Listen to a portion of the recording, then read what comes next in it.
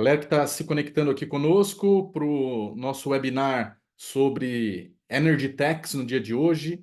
Muito bem-vindos e bem-vindas. Sou Guilherme Massa, cofundador da Liga. A gente vai dar 3 minutinhos para a galera terminar de colocar a conexão, de sair de uma reunião e entrar na outra, para a gente já dar o início. Hoje a gente vai falar bastante sobre novas tecnologias e tem 2 convidados aqui especiais para tabelar conosco e trazer uma visão de mercado e também um pouco sobre como eles estão engajando com o mercado de startups nas suas empresas. Então, mais 3 minutinhos, a gente já dá início aqui para o nosso evento. Para quem ainda não baixou o material do Startup Landscape, ele já está disponível. A gente vai colocar o link aqui no chat para vocês. Se vocês também quiserem compartilhar aí contatos de vocês, deixar o LinkedIn da galera, fiquem à vontade. Vou colocar os meus contatos aqui também no chat, se vocês precisarem depois fazer essa conexão.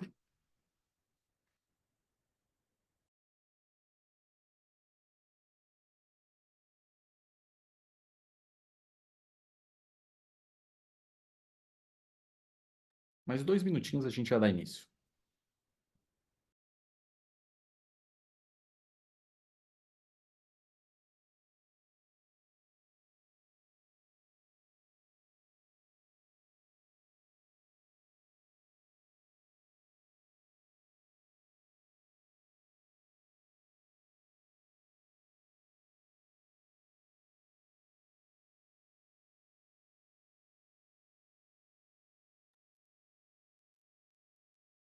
As 30 pessoas aqui com a gente, mais 2 minutinhos a gente já dá início. Também convidar vocês a falar de onde vocês estão falando, se é de empresa, é de startup, é de algum hub, é algum especialista. Coloca aqui no chat para a gente.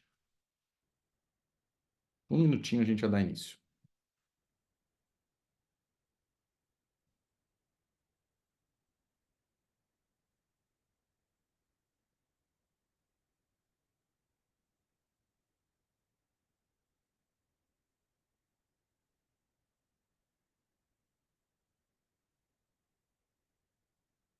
Legal, obrigado. Bom dia, Natália, Franklin, Érica, Lígia também, Vinícius, meu xará Guilherme aqui do Inova, o Jorge. Bem-vindo aqui todo mundo para nosso webinar de hoje. Mais 1 minutinho a gente já dá início.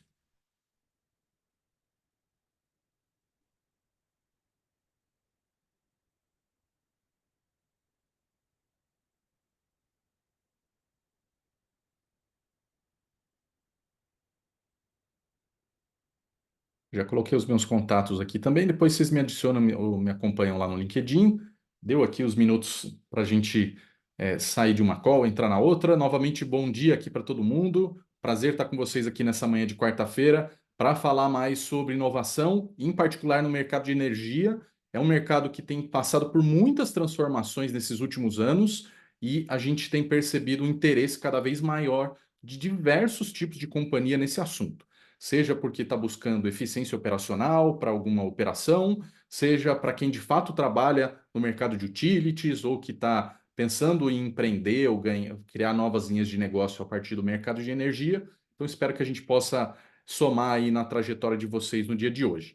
Hoje estou com 2 convidados, já vou apresentá-los daqui a pouquinho, mas antes de fazer uma introdução, muita gente se conecta com a Liga a partir de alguns dos nossos materiais, mas eu gosto de explicar um pouco mais agora que a gente fez, inclusive, uma mudança de comunicação toda aqui, um rebrand. A Liga hoje se define como uma consultech, em que a gente traz consultoria e inteligência a partir das nossas tecnologias, em que a gente traz muitos dados do mercado de empreendedorismo e também das dores que a gente acompanha no mercado corporativo.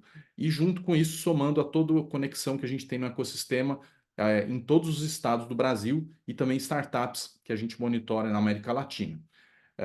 Hoje a gente já apoiou mais de 530 companhias, muitas delas são líderes de mercado, são multinacionais, então tem uma bagagem bem grande, apoiando grandes empresas nas suas jornadas de inovação e tendo monitorado já mais de 62 mil startups, número muito relevante, maior base de startups aqui da América Latina, e inclusive ajudando numa jornada educacional dessas empresas e também na geração de projetos, seja de P&D, seja de investimento ou de fato de desenvolvimento de negócios.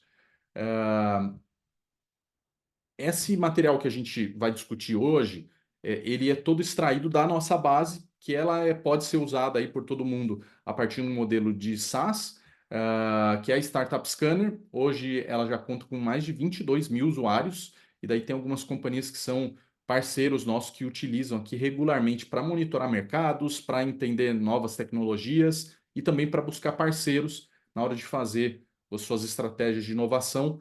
Já são mais de 23 setores que a gente acompanha regularmente. Então, se por acaso é do teu interesse acompanhar esses mercados, buscar soluções para o teu negócio, Startup Scanner certamente pode te ajudar. Uh, Antes de introduzir aqui os nossos convidados, fazer um apelo aqui, um convite para vocês. Esse tipo de material e alguns eventos que a gente tem feito são exclusivos para a nossa comunidade lá no nosso grupo do WhatsApp. Então, se vocês querem acompanhar esses materiais, recebê-los em primeira mão e participar desses eventos exclusivos, é só seguir a gente dentro do grupo e a gente vai manter vocês a par. Nessa semana ainda, por exemplo, a gente vai atualizar, vai lançar um material sobre o mercado de retail techs, né, do varejo, que tem muito interesse, inclusive, no mercado de energia aqui, porque é um dos principais ofensores ali da operação do varejo, e daí vocês vão receber em primeira mão esse material através do nosso grupo, tá bom? A Ana Júlia, também aqui da minha equipe, vai colocar o link aqui no chat, se vocês não conseguirem acessar pelo QR Code por estar fazendo aqui a call através do computador. Vamos lá. Vai ser um prazer falar sobre esse material do Startup Landscape Energy Techs, em particular porque eu tenho dois convidados aqui muito especiais para a gente fazer essa tabela e ter uma visão de mercado mesmo, de como que essas empresas estão olhando para o mercado de tecnologia e, em particular, estão se engajando com as startups no ecossistema. Quero apresentar aqui para vocês a Júlia Rodrigues, que é gerente de inovação da S Brasil, e também o Pedro Brito, que é assessor de inovação da Eletrobras, duas gigantes aqui do mercado de energia no Brasil. Vou pedir para cada um se apresentar aqui. Boas-vindas, Júlia. Muito bem-vinda. Vou começar por você. Obrigado pelo convite, é um prazer estar aqui com vocês. Liga, uma grande parceira aí nessa jornada de inovação da S. Bom, eu sou a Júlia, estou como gerente de inovação e digital da S Brasil. A S é uma empresa de geração de energia 100% renovável, com ativos hídricos, eólicos e solares aqui no Brasil, e que comercializa essa energia com grandes consumidores no Mercado Livre. A gente tem uma jornada aí de inovação aberta que iniciou oficialmente em 2016, tendo a Liga como parceira aí nos nossos primeiros programas de aceleração de startups.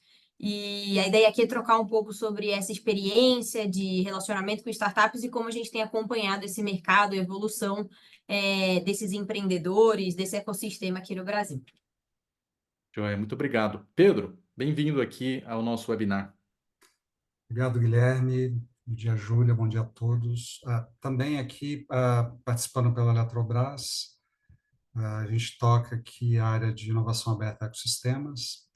Eletrobras passando por uma grande transformação, né, desde 2022, com a capitalização. A gente brinca que é a maior startup do mundo aqui. A gente está passando por um turnaround gigante, então várias empresas, uns 5 empresas grandes dentro do grupo, fazendo uma integração, né? A gente já começou por Furnas, mas ainda temos a Chesf, Eletronorte, CGT Eletrosul. É uma empresa com uma gigante de transmissão, uma gigante de geração. 40% de tudo isso passa pela Eletrobras e também por conta desse gigantismo também forte na área de comercialização. Então, a área de inovação não existia propriamente como uma unidade de negócio dentro da companhia, foi criada uma vice-presidência de inovação, né, procurando ali reunir o que tinha de melhor dentro do grupo. E por meio dessa vice-presidência a gente tem conseguido, né, já nesse ano, a gente já chegou ali no ranking lá do Valor Inovação. A gente brinca que não é para ganhar prêmio, mas acaba sendo um reconhecimento, né? Saímos de 70º, estava mais acima de 100 para segundo, né, dentro do setor. Então, isso demonstra o esforço que tem sido feito na companhia para colocar a inovação como centro do negócio. Então, é um prazer estar aqui, né? Vamos trocar aqui, vamos ver se a gente contribui de alguma maneira com o ecossistema e também ouve um pouco do ecossistema, como que a gente se conecta melhor. Maravilha, obrigado, Pedro. Bem-vindo novamente. Então vamos lá. Já vamos entrar direto nos principais pontos que estão no relatório. A gente vai passar uma boa parte do que está presente no relatório, comentando alguns dos dados e mais o material completo com mais informações vocês podem baixar lá no site da Liga Ventures. Então, o primeiro ponto é com relação à quantidade de startups, e eu vou trazer sempre um balanço aqui, um comparativo com outros segmentos. O mercado de Energy Techs tem 252 startups mapeadas nesse ano ativas e em 11 categorias. O que isso significa? Do ponto de vista de volume, de quantidade de startups, eu gosto de dizer que ela está num Tier 3, ou seja, tem as agtechs e as fintechs lá numa primeira posição, com quase 1.000 startups, então um volume muito grande e uma cadeia de valor bastante complexa. Depois, em segundo lugar, em torno de 400 a 600 startups, está empresas de varejo, de alimentos, de saúde, de RH. E daí, num terceiro lugar, tem vários outros, né? Falei lá que a gente monitora na Scanner 23 segmentos diferentes. Daí, boa parte dos segmentos está aqui entre 200 a 300 startups, mais ou menos. Então, um número relevante, mas ainda é um mercado que pode amadurecer mais. E, obviamente, a gente vai falar aqui ao longo do papo das complexidades de se empreender ou de se começar um negócio no mercado de energia. Do ponto de vista de categorias, acho que é um ponto importante para a gente olhar. Tem 11 categorias e comparando com vários outros segmentos, inclusive desse Tier 3 que eu falei, é um número pequeno ou um número um pouco menor do que a gente vê, por exemplo, em fintechs, que está lá quase 40 categorias diferentes. Isso se dá muito à provável consolidação ali do mercado, como o próprio Pedro falou, Eletrobras e também a Júlia comentou aqui, as empresas acabam atuando em mais de um lugar, né? Vai passar na comercialização, vai falar da geração. Então, acaba que para os empreendedores entrarem nesse segmento, provavelmente por conta dessa consolidação, você tem espaços específicos onde eles conseguem entrar, e daí com isso também diminui o número de categorias.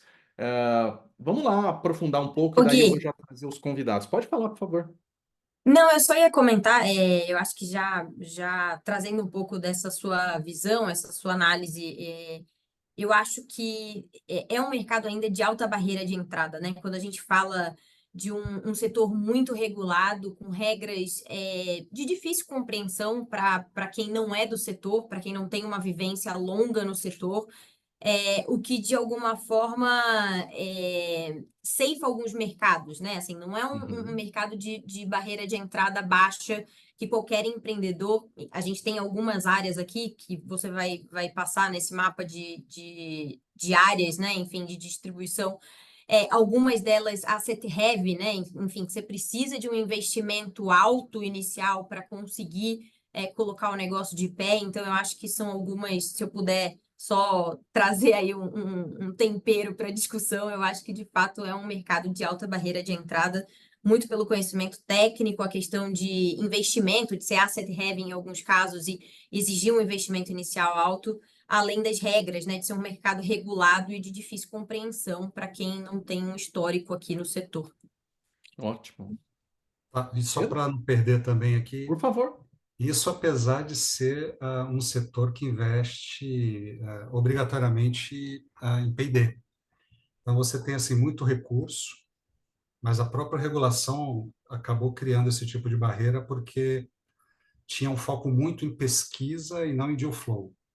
Agora, com a modificação lá do regulamento da ANEEL, acho que isso aí vai mudar, né? Porque ficou agora mais startup friendly, né? Vamos chamar assim, Uhum. e com um foco mais em geração de resultado e não em pesquisa, propriamente dito. Então, isso traz o P&D para dentro da companhia como uma forma de criar unidades de negócio mesmo dentro da companhia com startups. Então, a gente já vê uma modificação, esse número ano passado era menor, Uhum. 252 já é uma evolução do ano passado para esse, né? Só para colocar esse ponto que eu concordo com Ótimo. tudo.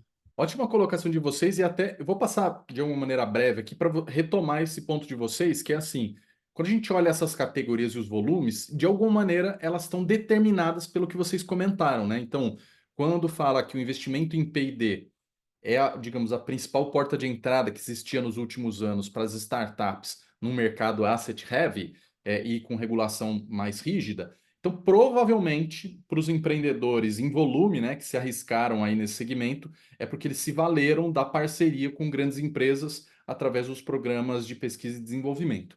Então, quando a gente olha eficiência energética, imagino que seja a principal agenda, né, pelo menos dos últimos anos, em todas as utilities e as empresas de energia, e está disparado aqui como a principal subcategoria. Depois, geração compartilhada, Data Analytics, todos esses aqui com 30 a mais, né, volume aqui de startups, sustentabilidade, gestão de consumo, acho que esses aqui realmente se destacam em volume.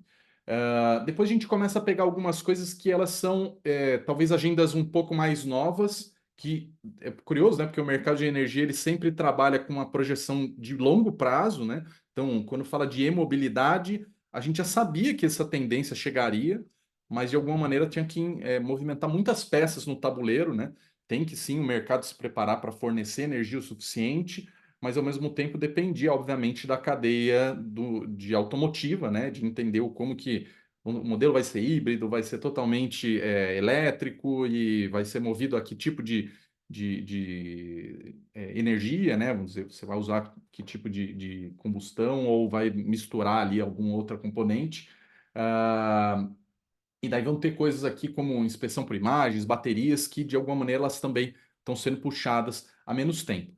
Queria ouvir de vocês. Isso aqui também reflete um pouco das prioridades estratégicas do mercado em que vocês atuam nos últimos anos e onde que estão coisas que vocês falam, olha, isso aqui é um pouco mais novidade, tem aparecido essa agenda mais recentemente. Quer começar, Pedro? Vamos lá. Quando você olha aí para esse retrato, você vê que provavelmente é fruto de uma pivotada de várias startups, né? Quando a gente fala de abertura de mercado, por exemplo, é um mercado novo, vamos chamar assim, para as startups dentro do setor de energia, mas ele não é um mercado novo para quem já está atuando na comercialização numa série, né, no ambiente de contratação livre há algum tempo. Então, você vai ter essa abertura gradual que, para as empresas, sim. Você pega, por exemplo, a Eletrobras, ela sempre vendia no regulado, tinha alguma coisa no livre, agora ela está fazendo essa migração para o livre, ali no grupo de alta tensão, média e alta tensão, e no futuro, aquelas 89 milhões de unidades consumidoras, a gente vai disputar aí com a ES, com todo mundo, né? Vai ser um mercado interessante. Mas você vê que vai ter uma presença muito forte dessas startups, das fintechs vindo para o ambiente, software, plataformas, que é uma coisa que não é nova, né? Vamos chamar assim. Perfeito. Agora, dentro do setor de energia mesmo, a gente fala muito de hidrogênio, a gente fala muito de novas fontes de energia, até a parte de eficiência também não é uma coisa muito nova. Provavelmente, e muito conectado com o que disse a Júlia, sobre essas barreiras de entrada de capital intensivo, né, para você investir Uhum. em novas tecnologias dentro do setor de energia.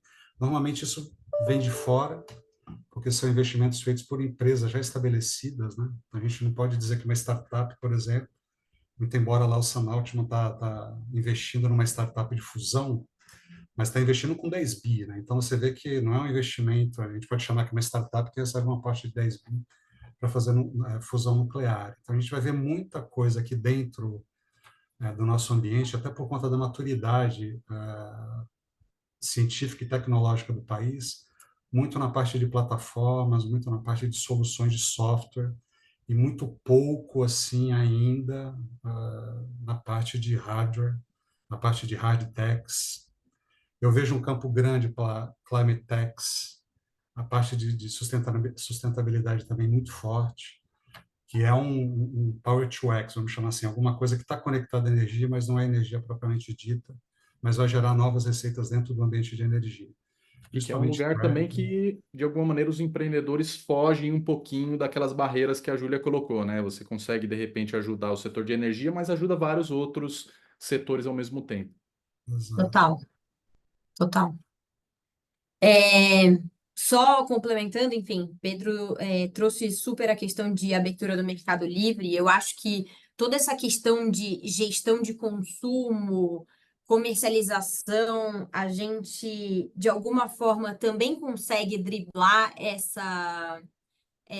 barreira de entrada, principalmente em questão de investimento, porque, em geral, a gente está falando de plataformas, são empreendimentos, startups que estão buscando funcionar como, enfim, um despachante para esse mercado de difícil compreensão, que você se debruça sobre a regra, consegue montar uma solução eficiente para ajudar esses novos consumidores que, né, nessa abertura gradual do mercado, passam a poder comprar energia do Mercado Livre, mas que necessitam de uma assessoria. Então, de fato, é uma forma de driblar essa barreira de entrada quando a gente fala de investimento, que em geral são plataformas, softwares. Mas se eu puder, enfim, acrescentar, especialmente em eficiência energética, né, que a gente vê aqui, que destoa, de fato, é a área de maior número de startups. E aí eu queria trazer um dado interessante de... A gente, no Brasil, tem uma idade média de 17 anos de uso do maquinário industrial. A idade média das máquinas na indústria brasileira é por volta de 17 anos, contra 5 anos na Alemanha e 7 anos nos Estados Unidos. Se a gente focasse, e há um esforço, inclusive governamental, para incentivar a revitalização desse parque industrial, né? Porque se a gente olhar somente para a ineficiência dessas máquinas, né? Sabendo que a indústria é responsável por 37% de todo o consumo elétrico no país, a gente tem um potencial de economia, segundo algumas pesquisas, que chega a quase 10 bilhões de reais quando a gente fala de eficiência energética. Então, de fato, é um mercado que tem muito dinheiro na mesa. E quando a gente fala de uma indústria, um parque industrial obsoleto, de certa forma, um mato alto, digamos assim. Tem muita coisa para ser feita ainda, antes de entrar em indústria 4.0. Há ainda um parque industrial que necessita ao menos chegar numa idade média, né? E antes de entrar em revisão de tecnologia, automatização. Então, eu acho que a situação do Brasil também, o panorama brasileiro, quando a gente fala de idade média de maquinário e ineficiência dessas máquinas, também justifica o porquê de 51 startups estarem aqui focando em eficiência energética, porque, de fato, ainda tem muito dinheiro na mesa. Muito interessante, e acho que de alguma maneira corrobora com o que a gente estava falando de que os startups, na hora de buscar esses pontos de entrada mais acessíveis, eles vão buscar também coisas que sirvam às empresas de energia, mas também que sejam aplicáveis a outros segmentos. Então, nesse caso, ir atrás das indústrias, e daí pode ser inúmeros tipos de indústria que vão se interessar para de alguma maneira ou dar mais longevidade àquele maquinário que você falou que estava obsoleto, né? Vamos dizer, ganhar em economia, em eficiência operacional, ou eventualmente até ajudar a dar esse salto de, pô, talvez a gente precise de equipamentos mais modernos, porque daí eu vou ganhar aqui em eficiência em outros campos e não só no consumo em si direto de energia, né? Tem algum outro Guilherme, campo que interessa mais a vocês aqui? Eu comentei, por exemplo, do setor de bateria, sei que a ES é muito forte nisso, e também para o pessoal da Eletrobras. Tem alguma outra parte aqui desses campos que, estrategicamente, para o negócio de vocês, é mais crítico? A Júlia quer começar agora? Eu acho que o Pedro tem um comentário ainda, né, do tema Perdão, eu anterior. cortei Pedro, não, ele fica à então. vontade. né, que eu ia comentar pegando o gancho da Por favor. deficiência, e talvez esteja aqui no meio de alguma dessas, que é a parte de industrial IoT, porque, de fato, você tem ali a própria ANEEL já divulgou isso, né? São quase 50 bilhões de reais em equipamentos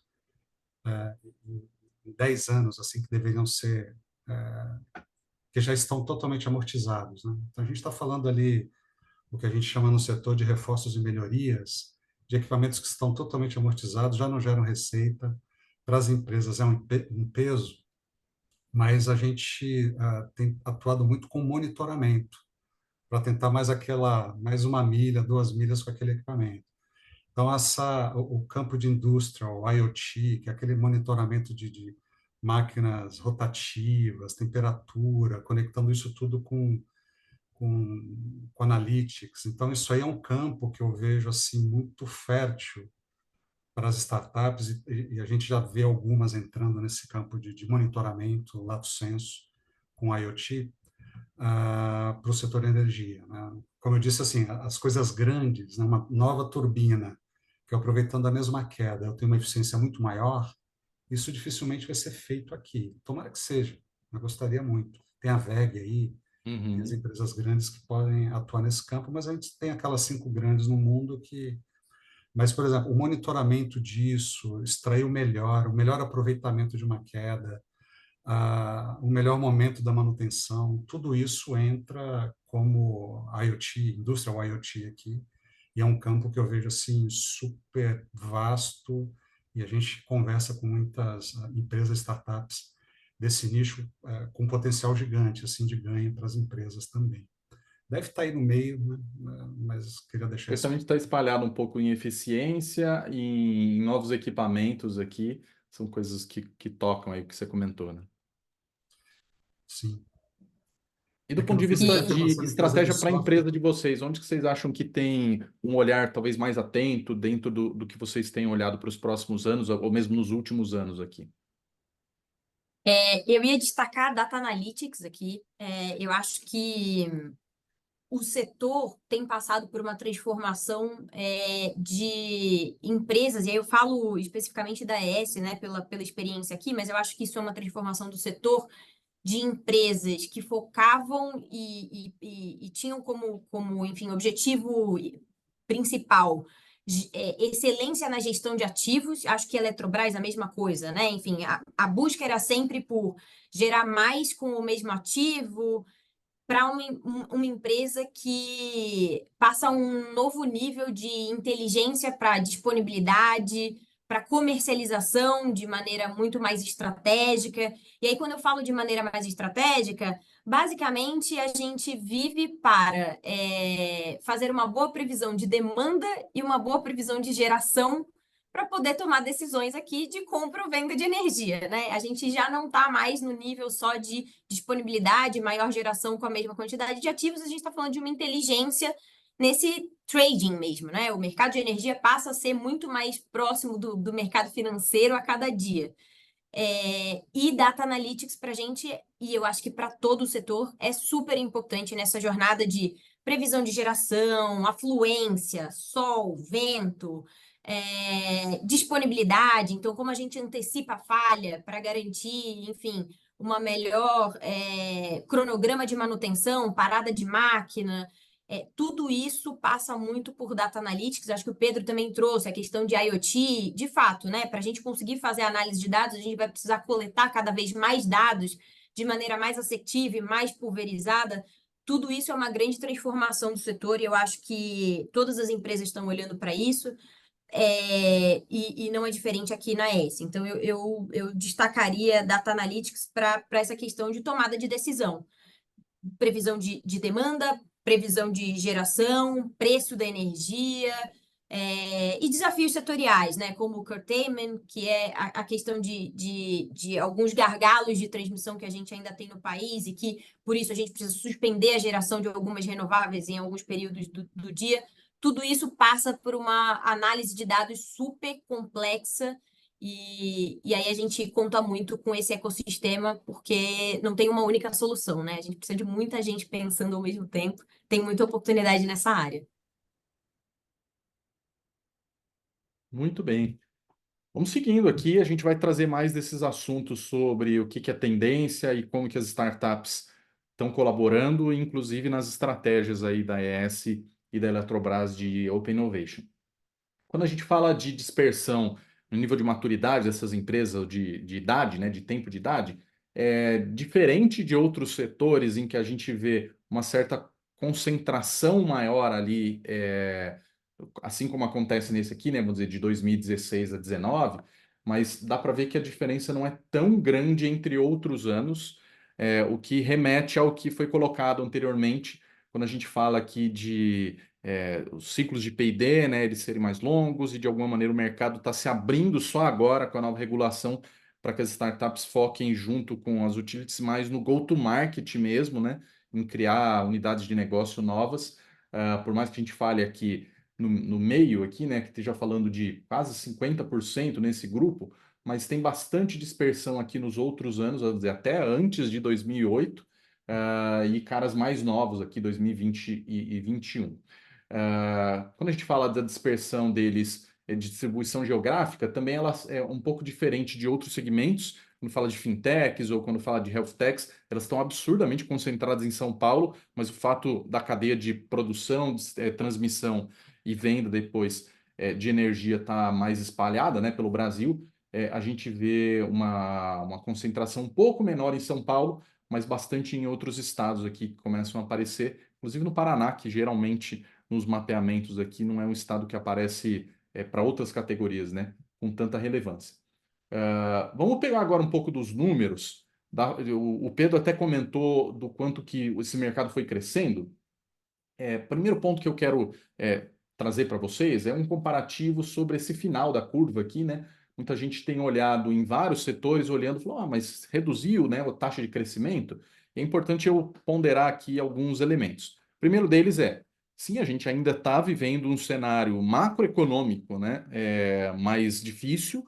A gente estava num cenário de queda de juros, mas ainda com juros altos, e agora a gente já está num momento de pausa e talvez uma retomada de alta de juros para o final do ano, né, uma certa indefinição, o que no mercado de empreendedorismo não é bom, porque você fica com um crédito mais caro e daí fica mais barato ou mais vantajoso para os investidores deixar, vamos dizer, lá na renda fixa ou em outros ativos, e em vez de investir em novas startups, então acaba freando o surgimento de novas empresas. Somado a isso, a gente ainda está vivendo uma retomada no mercado de venture capital, isso globalmente falando, e daí não é só um contexto Brasil, o que também tem dificultado rodadas de captação maiores, como a gente falou aqui, já que o mercado de inovação para as energy techs tem mais barreira de entrada, então o próprio Pedro comentou aqui, né, de startup captando 10 bilhões, né, para começar um negócio, então obviamente isso vai interferir em a gente ter um certo platô aqui no final. Mas a gente tem que olhar num cenário um pouco mais abrangente, gosto de fazer essa leitura, que a gente ainda tem crescido ano a ano entre a proporção de startups ativas e startups que são descontinuadas, e que se a gente olhar aqui 2016 até mais ou menos 2021, 2021, a gente dobrou o número de startups em 5 anos, por exemplo, o que é um número bastante relevante. O mercado realmente de empreendedorismo cresceu nesse período, e foi quando exatamente esse apoio, né, da ANEEL para uso das verbas de P&D começaram a ser abertas para as startups se valerem desse tipo de investimento. Agora, talvez a gente possa, como falou bem o Pedro, né, com a nova regulação, ter mais um salto, justamente incentivado ainda por essa verba de P&D, mas daí pensando muito mais em solução para a ponta, dada a abertura do mercado livre para mais gente. Antes de colocar vocês de volta aqui para o bolo, queria passar só mais um slide, que quando a gente pega um recorte desses últimos 4 anos, 4 para 5 anos, a gente vê ali algumas categorias que ganham mais destaque, ou seja, empreendedores olhando para espaços de oportunidade mais novos. E daí fica muito evidente as mudanças, né, do setor e como que os empreendedores dialogam com isso. Primeiro, sustentabilidade, com muita gente atuando nesse segmento. E aqui eu vou colocar dentro de sustentabilidade, sabendo, né, como a gente fez a categorização, as climate techs, né, como vamos falar aqui, estão aqui dentro também, e comercialização e financiamento de energia. Queria a ajuda de vocês para interpretar um pouquinho disso, né? E-mobilidade está ali também, né? Mas a gente já fala desses caras daqui a pouco. Realmente essas duas agendas, elas estão ocupando mais do tempo ali das utilities e da discussão no mercado de energia, como sustentabilidade e comercialização jogam aqui. Agora eu vou deixar para vocês aí, levanta a mão quem quer começar. Eu vou tentar contribuir aqui. Quando você fala sustentabilidade, acaba entrando um mundo aqui, né? Se Uhum, a gente pegar o SG, tem até parte de people, social. O que eu tenho visto assim, na nossa parte aqui, até por conta da dispersão geográfica e das questões climáticas, principalmente, que é outro problema que tem afetado muito o setor, né? As questões climáticas, previsão de ventos, inclusive a gente lá na nossa plataforma ali no Innovation Grid, né, que eu convido todo mundo aí a acessar, uma plataforma aberta, a gente lança desafios ali, até desafios de fato procurando encontrar no meio do ecossistema, sejam startups ou até empresas mesmo de base tecnológica que já estejam assim numa uma fase mais madura para se conectar. O que a gente vê que o Brasil não estava muito acostumado com fenômenos climáticos extremos, ou aceitava isso de uma maneira mais passiva e não entendia como que aquilo ali afetava o negócio. Esse ano ficou muito claro a questão das queimadas, né, e dos ventos. Isso aí, para quem tem 77 mil quilômetros de linha de transmissão igual a Eletrobras, é algo super impactante para o negócio. Você vê, e de norte a sul do Brasil, né, a gente já identifica alguns lugares, por exemplo, no Brasil, Paraná, aquela região do sul que os ventos são de fato extremos, ou como isso afeta, né, as instalações. Então, eu imagino que aqui dentro desse campo de sustentabilidade estejam também essas climate techs aqui, muito forte, e isso tende a crescer. Muita coisa também de carbono, de ativos da natureza, ativos verdes, que a gente chama, que é um derivativo daquilo que a gente gera, né? Aqui entra RECs, certificados de energia renovável, né? A gente tem o nosso aqui, o RECFI, imagino que a ES também tem algum tipo de certificado que dê uma qualidade premium para a energia dela, que é renovável também. Então, também entra. Então, explica um pouco, até por conta da matriz energética brasileira, você consegue entender um pouco porque essas startups de sustentabilidade acabam tendo um destaque.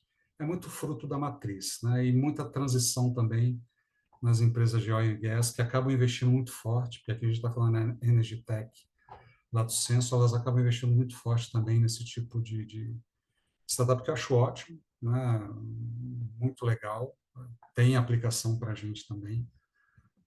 E acho que explica um pouco. E a questão da comercialização também por conta do momento, né? Acho que o momento de abertura, que vai crescer, vai rampar, vai gerar novos produtos, novos negócios, né? Vai ser a empresa de energia que antes estava acostumada a vender com uma distribuidora, entrando na casa de um consumidor e oferecendo serviços associados, como aconteceu com a telefonia. Assim, eu vejo muito o caminho das empresas de energia. Eficiência foi dito, geração compartilhada, acho que é muito fruto ali também das GDs, né, que acabam sendo uma ameaça, vamos chamar assim, tanto para o sistema quanto para as empresas incumbentes. E mobilidade também, você vai falar mais para frente. Mas essa é a minha contribuição aqui para esse Ótimo. momento. Júlia?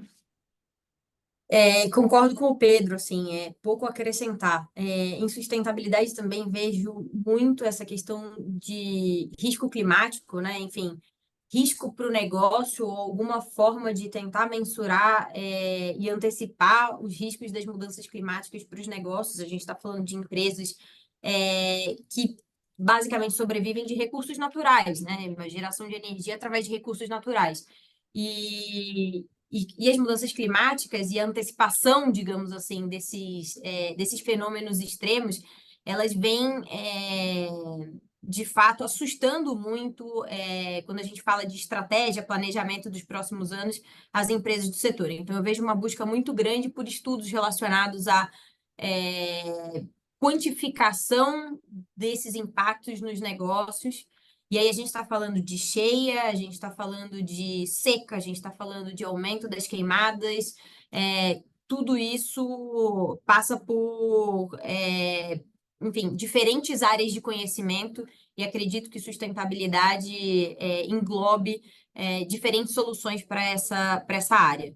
E aí, só trazer um ponto de financiamento de energia, né? Que a gente falou de comercialização, mas um ponto eu acho que vale esclarecer que quando a gente fala de entrada para o Mercado Livre e clientes que passam a poder comprar energia, né, podem tomar a decisão de quem comprar sua energia, muitas vezes há um investimento para adequação de cabine, enfim, adequação física ali da infraestrutura, e isso demanda um investimento.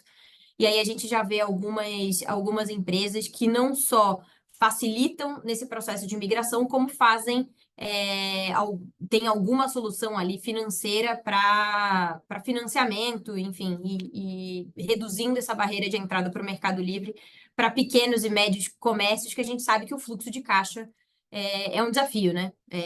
Não são empresas que têm, muitas vezes, um fluxo de caixa consolidado, ou enfim, que permite esse tipo de investimento para poder colher a economia lá no futuro. Então, de alguma forma, trabalham com um modelo de negócio de antecipação desses benefícios para poder financiar essa migração para o Mercado Livre. E eu acho que tem ali um merge entre energy techs e fintechs aí nessa área. Com certeza. Inclusive do interesse mesmo, né? Daí a gente está falando de uma oportunidade do ponto de vista regulatório, né?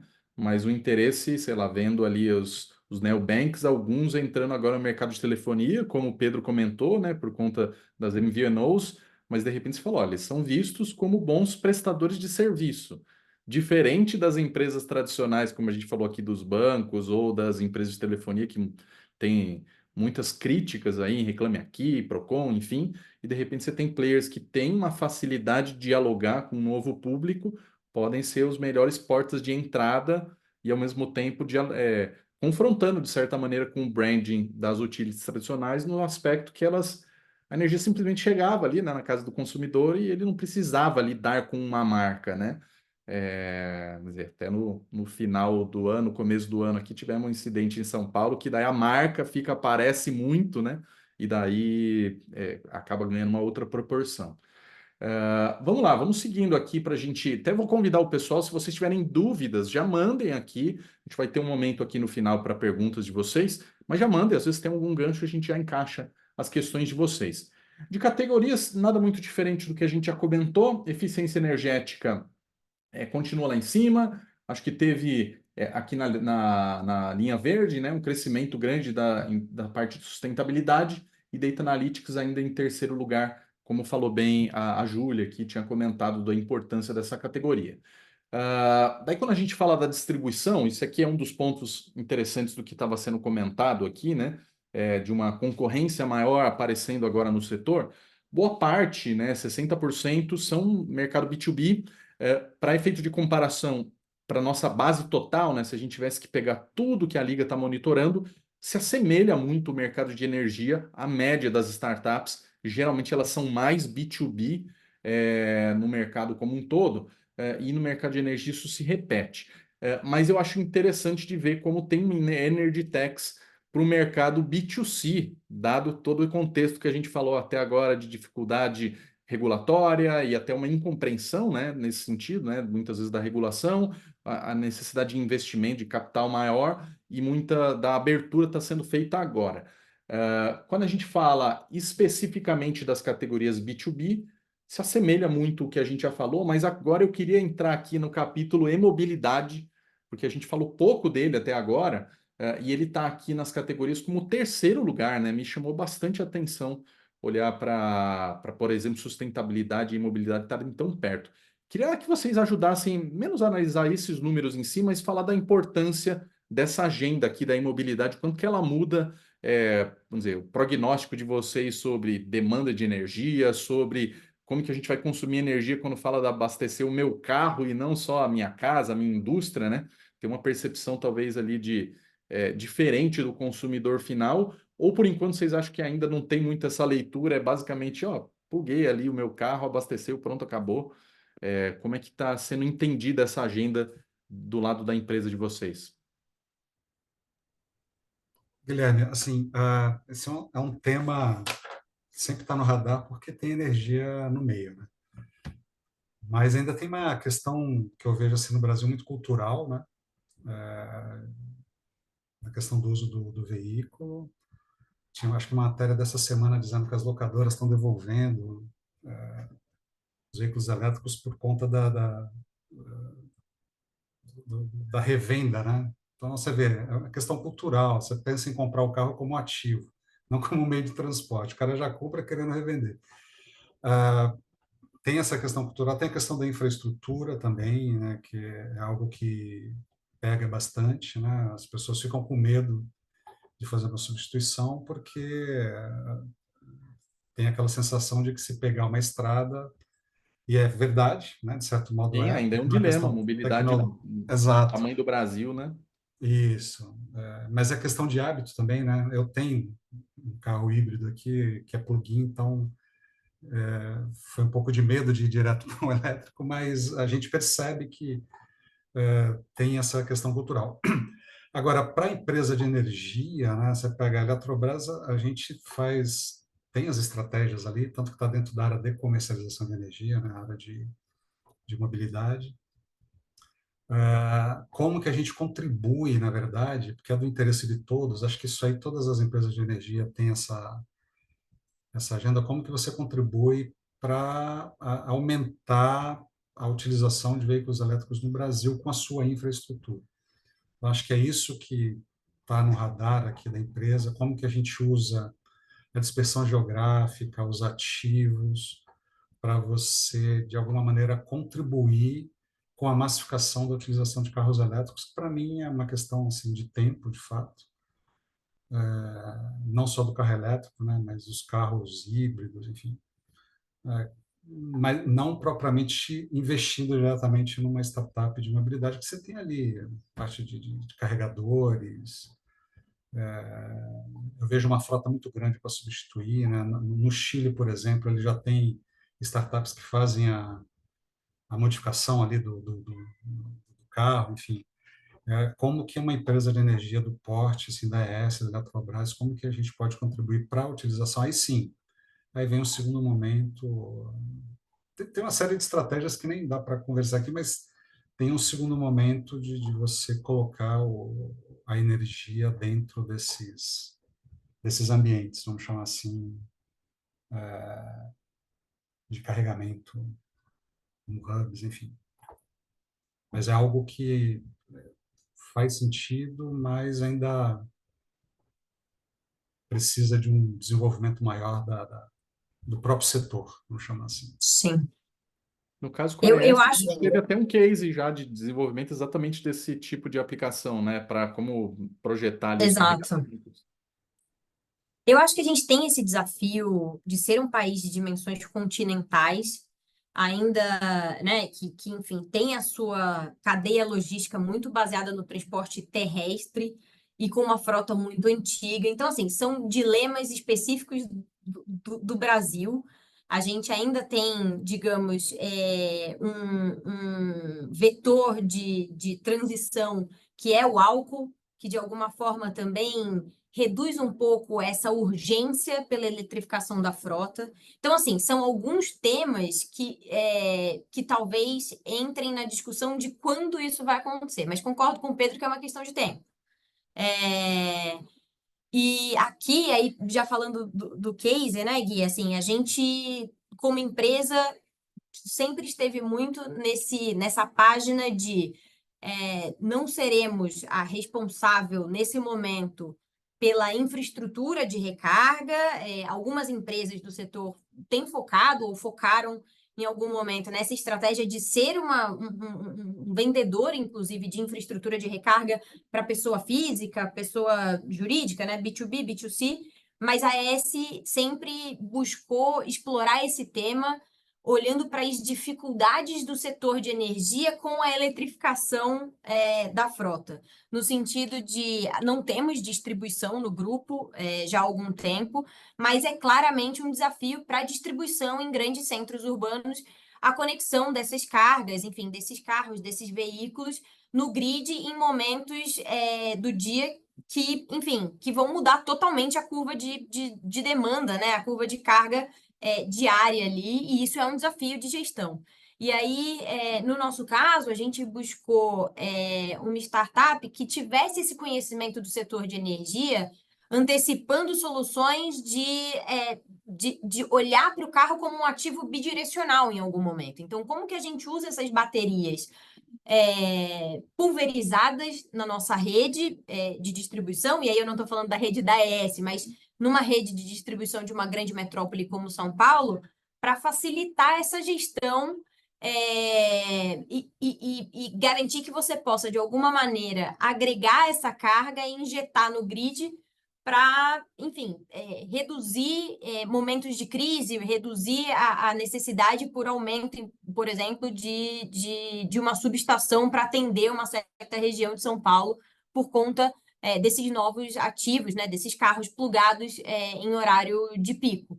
Então, como a gente consegue, através de soluções de eletromobilidade, atender às demandas ou, de alguma forma, endereçar os desafios que vão surgir para o setor elétrico com a massificação desses veículos. Então, a gente explorou também muito voltado a como a gente pode contribuir muito na solução para a energia, que é um vetor super importante nessa abertura de mercado, né? Com certeza. Um desafio grande, como estavam vocês comentando, né, de adoção para o consumidor final, porque toda a experiência dele é muito impactada, mas ao mesmo tempo é quase que um caminho meio sem volta. Agora a gente vai ter que ser educado sobre se eu vou escolher um híbrido, como que eu vou fazer para toda a cadeia se adaptar ali à minha jornada. Se eu vou escolher um elétrico full ou se eu vou escolher, esquece, vou ficar em combustão mesmo, mas daí, peraí, combustão, mas na verdade que é, matriz, né, energética que vai ser a mobilidade do veículo. E, inclusive, pelo que o Pedro falou, eventualmente a gente não vai estar falando nem da posse do veículo, vai estar falando se eu vou alugar nessa semana o veículo é elétrico, é híbrido, dependendo do deslocamento. Fora toda essa questão da mobilidade, obviamente, para o setor logístico, né? E daí que a Júlia colocou bem de como que o nosso país ainda, pela dimensão dele, ainda é muito terrestre, né? O deslocamento de coisas, né? De objetos, e de alguma maneira também somando a agenda de sustentabilidade na hora que você fala para as empresas, para a redução de impacto de carbono. Então, é curioso, né? Porque o mercado de energia, muitas das agendas aqui do que a gente tenta classificar de subcategorias, na verdade, elas vão se entremeando como uma rede, assim, fica quase difícil de falar só de e-mobilidade sem falar de eficiência, sem falar de sustentabilidade, enfim. Seguindo, para a gente até finalizar aqui o material, quando a gente fala de maturidade das equipes, eu gosto de destacar aqui o slide da esquerda. Ele é bastante comum a gente ter uma concentração maior em volume de startups, de estágios que a gente fala de 5 até 50 funcionários. 50 a mais provavelmente são empresas que já captaram sua primeira ou suas primeiras rodadas de investimento. 50, inclusive, provavelmente já captou alguma coisa. Então, esse número é bastante comum, assim, entre outras categorias, porque, obviamente, a gente está falando de uma massa aqui de startups no Brasil, em que a maioria delas ainda está no estágio mais inicial ou buscando suas rodadas. Quem capta efetivamente é a minoria. Quando a gente fala das tecnologias, a gente acabou pulando, digamos assim, um assunto em particular, que é o uso da IA. E daí a gente vê aqui que Data Analytics cresceu muito e IA também cresceu bastante nesse setor, e daí agora, para a gente amarrar aqui a apresentação, a gente conseguiu mapear 25 das 250 startups que usam IA de alguma maneira, e daí a gente fala de diversos tipos de uso, detecção de perdas, desagregação do consumo. Essa agenda, inclusive, é uma das que, como falou o Pedro lá atrás, né, algumas coisas que já estão há algum tempo sendo discutidas, né, não são agendas exatamente novas, mas talvez a nova tecnologia ajude a encarar esse assunto de uma outra maneira. Gestão de recursos de energia distribuídos, atendimento ao consumidor, que inclusive com a questão do Mercado Livre fica ainda mais latente, né? Porque você acaba tendo mais opção de atendimento, mais demanda por atendimento, mais mobilidade, né? De troca de fornecedor, recarga inteligente dos veículos e manutenção preditiva. Queria a ajuda de vocês para olhar, pode ser de uma maneira mais breve, até pelo tempo, para a gente abrir para perguntas.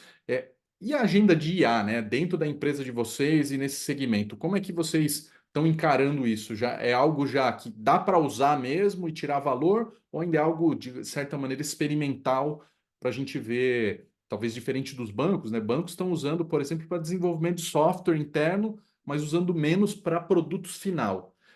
No mercado de energia isso se parece ou é outra aplicação?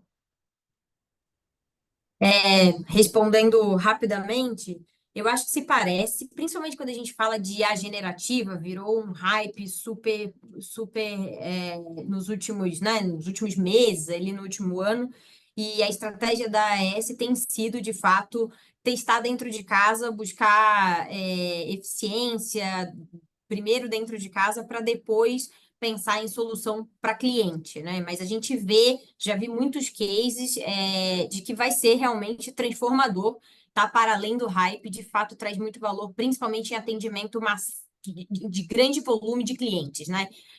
Quando a gente fala de abertura do Mercado Livre, vai ser transformador e vai mudar a experiência do cliente.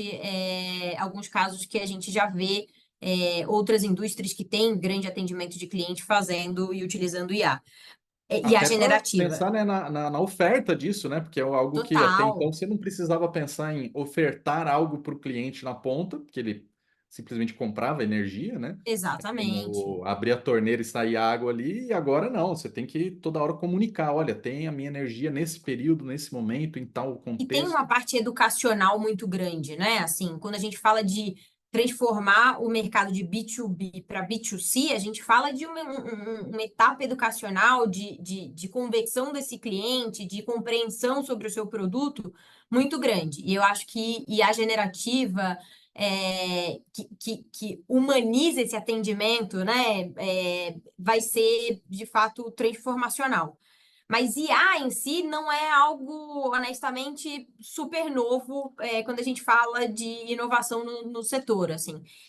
Para mim, eu destacaria antecipação de falha, análise, né, aqui, detecção de perdas, antecipação de falha. A gente vem trabalhando muito com IA para aumento da disponibilidade dos equipamentos, segurança do operador, tomada de decisão, tudo isso IA já é um grande parceiro aí, uma grande ferramenta em diversos dos nossos projetos de inovação, P&D inovação. Acho que o setor é muito flat, né, em relação a isso. A dor é a mesma, né, no fim do dia, essa parte de predição. E aqui dentro da estrutura aqui da Vice-Presidência de Inovação, você tem o Centro de Excelência e tem um específico de IA. Então, você tem lá uma diretoria de Centro de Excelência e uma gerência que trata exclusivamente da aplicação da IA, e aí tem uma abertura gigante de possibilidades, né? Principalmente na questão de clima, que de fato tem sido algo bem importante, e da abertura do mercado. É muito nesse aspecto, acho que a gente está na parte de predição, manutenção preditiva, tudo isso já é uma aplicação já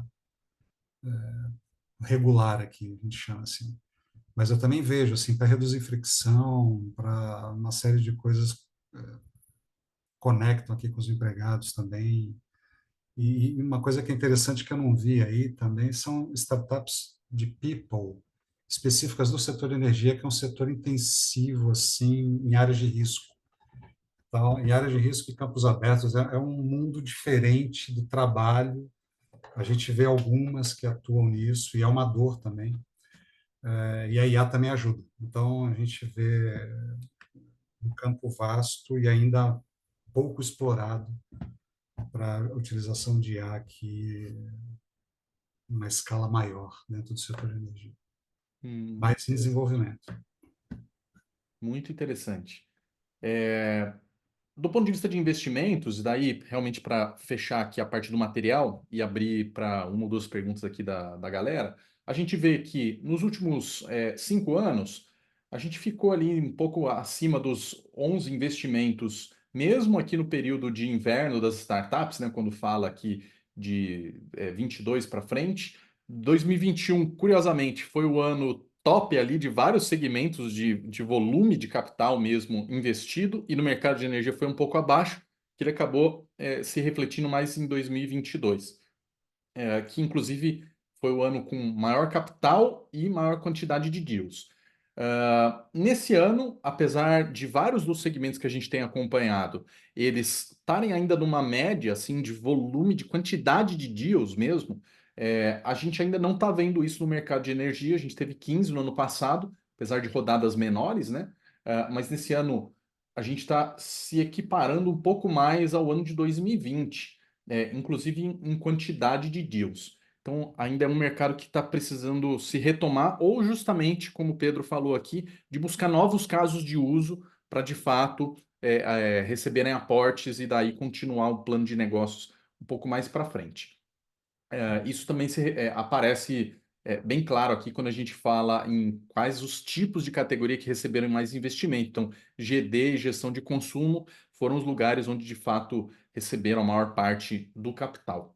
Para a gente fechar, vou convidar vocês novamente a entrar no grupo de inovação, quem tem nos acompanhado, para receber esse material e vários outros. A gente vai mandar também a gravação do webinar junto com o material para quem estiver aqui no grupo. Vou pedir a contribuição de vocês para avaliar o nosso evento e já colocar aqui a Júlia e o Pedro para responderem uma das perguntas que realmente a gente não tratou muito disso. Deixa eu voltar aqui em quem fez essa pergunta, acho que foi o Rafael, que eles estavam falando sobre as iniciativas de vocês no campo de Open Innovation. Então, como a gente falou muito do ambiente de startups, queria que vocês pontuassem como que cada uma das empresas trabalha essa agenda, e quais os canais para as startups procurarem vocês. Bom, falando da ES, a gente tem uma jornada de Open Innovation estruturada desde 2016. Nos primeiros anos, a gente tinha uma janela temporal, de fato lançava programas com a Liga, com desafios específicos. E no último ano, nos últimos 2 anos, a gente pivotou um pouco esse nosso programa de inovação aberta, lançando desafios buscando startups mais maduras, que sejam capazes de trazer valor rápido para a companhia através de provas de conceito. E a gente faz esse trabalho de busca definindo claramente o desafio, especificando esse desafio internamente com as áreas cliente aqui na ES, e buscando startups de maneira proativa, né? Então, a gente lança os nossos desafios hoje, a gente é associado na plataforma do Cubo também, lança alguns desafios por lá, mas busca startups continuamente, com desafios abertos ao longo do ano. Então, estamos sempre à disposição para conhecer oportunidades também e buscar conectar com esses desafios estratégicos da companhia. A gente faz isso de maneira ininterrupta e não tem mais uma janela temporal de chamamento, digamos, de startups hoje.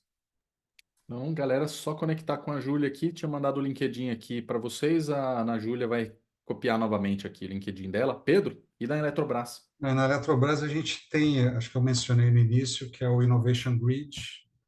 Essa plataforma está online, né? Se você digitar aí no Google Innovation Grid Eletrobras, você vai ter acesso à plataforma e ali a gente lança desafios, tem sido 1 ou 2 por semana, para ter essa interação. A gente tem na semana passada a gente lançou um sobre eventos fortes,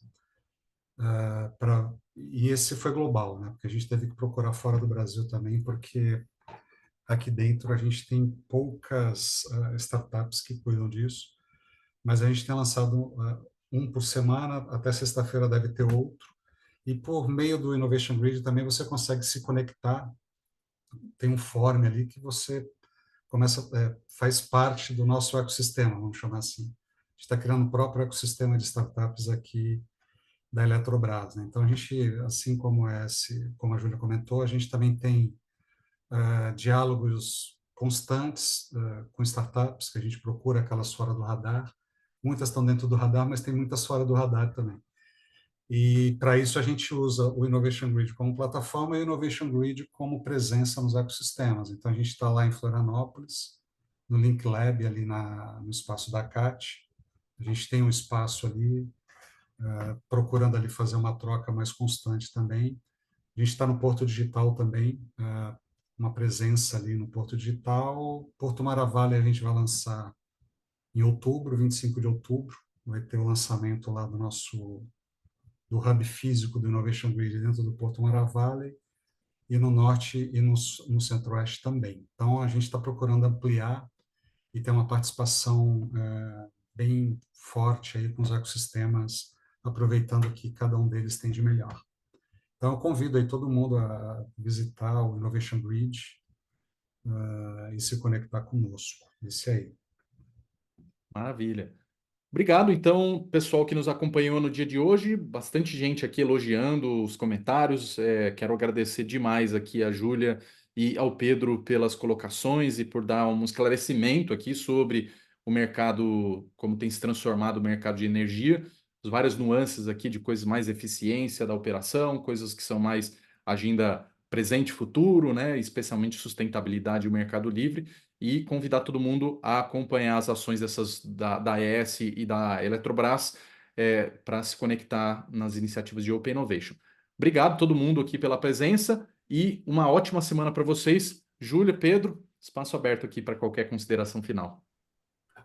Não, obrigado, o prazer foi meu. Espero, enfim, ter contribuído e ter aberto as trocas, sempre à disposição, interessados, enfim, em se conectar com novos agentes aí do ecossistema.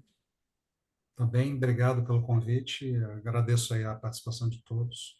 Também à disposição, a gente está aberto a qualquer tipo de conexão com as startups e com o ambiente aí de inovação do Brasil e do mundo, né? Se tiver alguém de fora aqui. Maravilha, gente. Obrigado novamente. Vamos manter essa agenda ligada aqui para os próximos relatórios. Como eu falei, para quem estiver no grupo, vai receber amanhã o relatório de Retail Tax. Grande abraço e uma ótima semana. Obrigado, boa semana, tchau, tchau. Tchau.